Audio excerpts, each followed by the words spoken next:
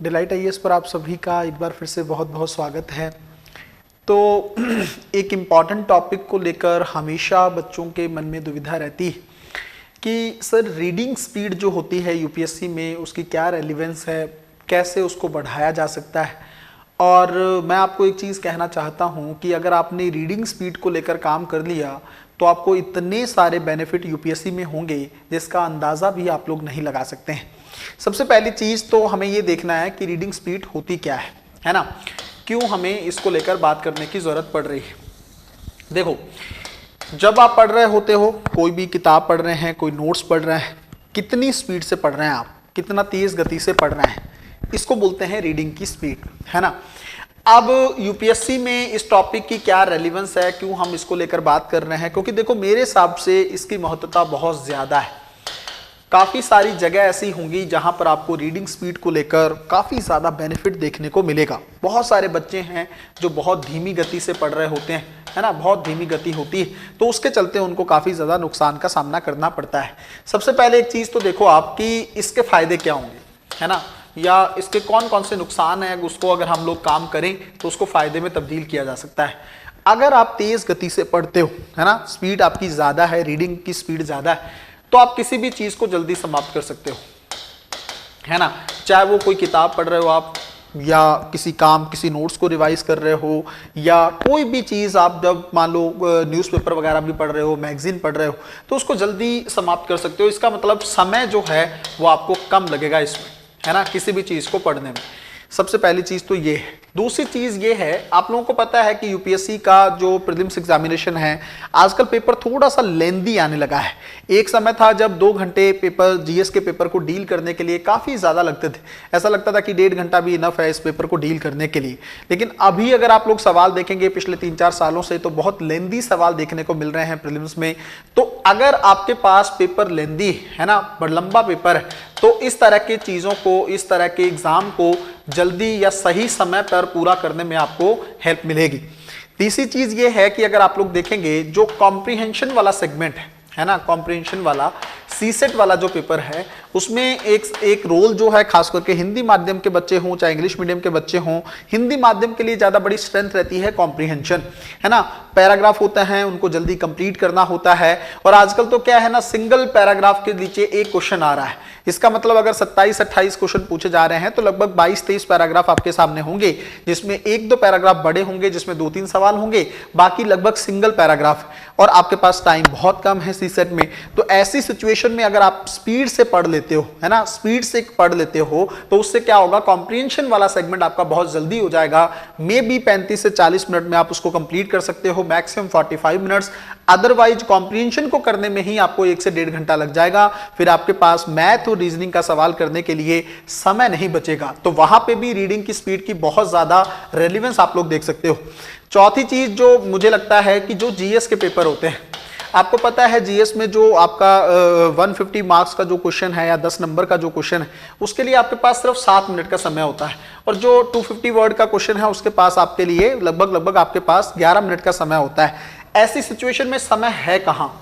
अगर आप जितना कम समय लगाएंगे क्वेश्चन को रीड करने में या पूरा पेपर पढ़ने में, उतना ज्यादा समय आप इन्वेस्ट कर सकते हो आंसर को लिखने में। तो आपको यह समझना होगा, जितना ज्यादा समय आप रीडिंग में लगाओगे, पढ़ने में लगाओगे, उतना ही तो कम समय लगेगा आपको फिर आंसर को लिखने के लिए आपके पास बहुत कम समय रह जाएगा। तो ये इसलिए भी जरूरी है कि आप पेपर जो है मेंस एग्जामिनेशन के बहुत जल्दी से पढ़ सकते हो और उसको जल्दी से निपटा सकते हो। यही आपको हेल्प जो है ऑप्शनल के पेपर में मिलेगी, यही सब चीज जो है आपको जीएस के चारों पेपर में देखने को मिलेगा।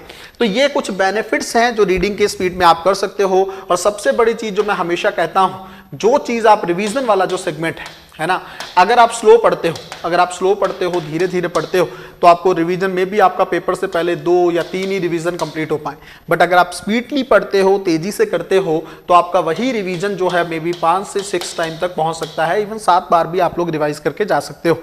लेकिन एक चीज को बहुत ध्यान से आप लोगों को यहां पे समझना होगा कि ये जो रीडिंग को करना है, स्पीड जो है, गति जो है, ये इसको तभी बढ़ा हुआ माना जाएगा अगर आपको समझ में आ रहा है।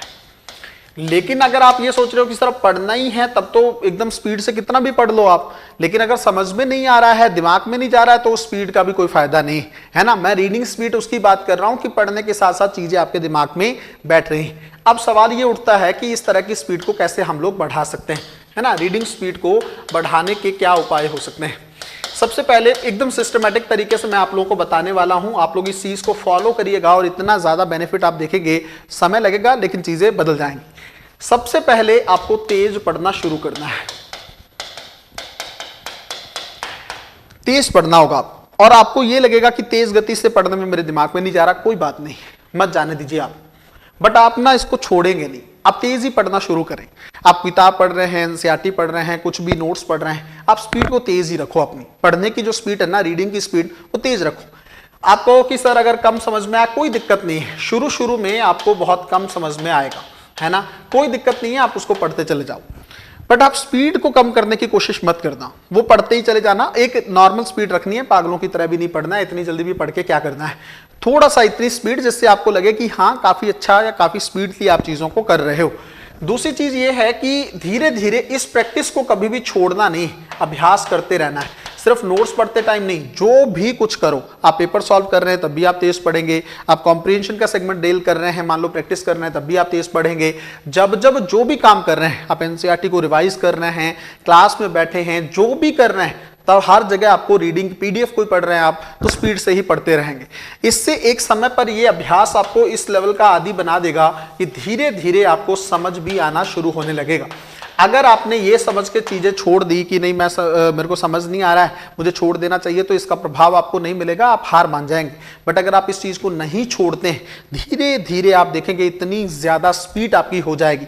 मैं फिर से कह रहा हूं, एक दिन में नहीं होगा, ये समय लगेगा, लेकिन ये हो जाएगा बहुत 100%, क्योंकि हमने अपने जीवन में ये चीज की है, हमें भी किसी एक टीचर ने समझाया था, तभी हम आप लोगों को बता रहे हैं। तो ये चीज अगर आप अपने जीवन में करते हो ना, इससे आपको अनलिमिटेड बेनिफिट देखने को मिलेंगे। बस कंडीशन यही है कि आप इस चीज को छोड़े ना, है ना, बार बार इसका अभ्यास करते रहें। जब भी आप किताब पढ़ रहे हैं तब भी आप इसको देखते रहें, नोट्स पढ़ रहे हैं, हमेशा करते रहें।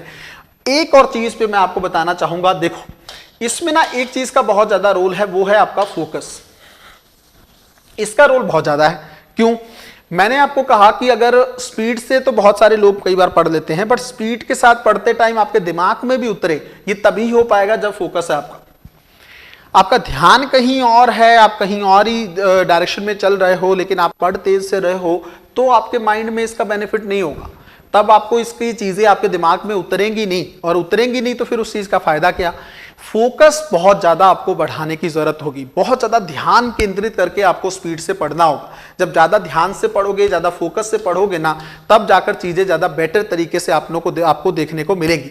तो आपको फोकस बना के रखना है, बहुत तेज गति से पढ़ते रहना है, बहुत नहीं, शुरू शुरू में धीरे धीरे इसको बढ़ाइए, आप स्पीड को कम मत करिएगा। बस आपको कुछ दिन, बस मेरे कहने पे आप ज्यादा नहीं तो 30 दिन इस अभ्यास को करके देख लीजिएगा। 31वें दिन या उससे अगले महीने में अगर आप चीजें देखोगे, बहुत ज्यादा बेनिफिट आपका हो चुका होगा, बहुत ज्यादा प्रभाव आपको देखने को मिलेगा इस चीज को लेकर। और रीडिंग स्पीड के बेनिफिट्स कितने सारे हैं, वो चीजें मैंने आप लोगों को बहुत अच्छे से बता दी हैं। मिलते हैं अगली वीडियो में, तब तक अपना ध्यान रखें, अपनी पढ़ाई को बहुत अच्छे तरीके से करते रहें। बहुत बहुत धन्यवाद।